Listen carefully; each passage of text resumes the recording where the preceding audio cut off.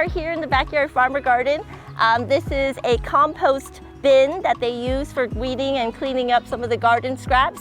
And I was called in to help alleviate the issue of a bumblebee nesting in this compost bin.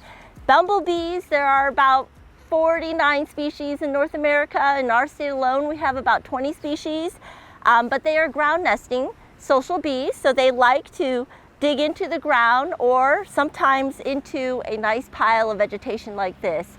They usually burrow about 6 to 9 inches, so you can see here we've got already some holes, some entrances where they're going in and out.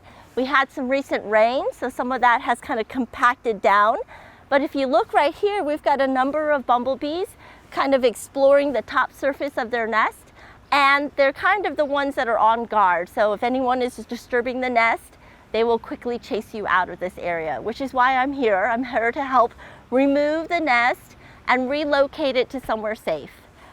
We know from looking at these workers right here, what we have here is Bombus bimaculatus, which is a two-spotted bumblebee.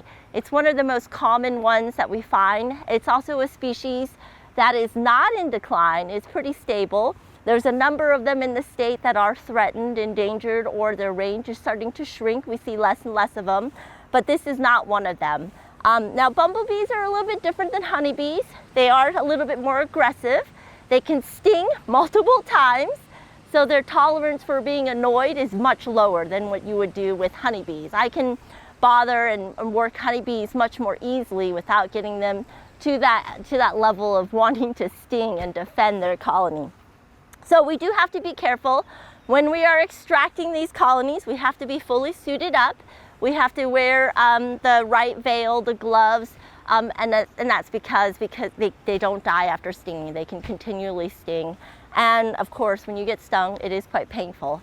So we are going to be very careful removing the colony. With these bumblebee colonies, they start off with an overwintered queen that will nest in another location when she comes out in the spring. And for this species, they come out as early as March or April. They'll come out, start foraging for resources, nectar and pollen from these plants. Queens love willow and plum, early season pollen-producing plants and shrubs.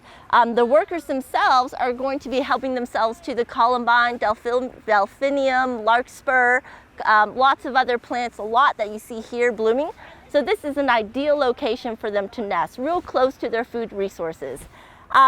This colony starts off kind of in April and peaks in July. So we expect that the colony won't be too large, maybe 20 to 50 individuals.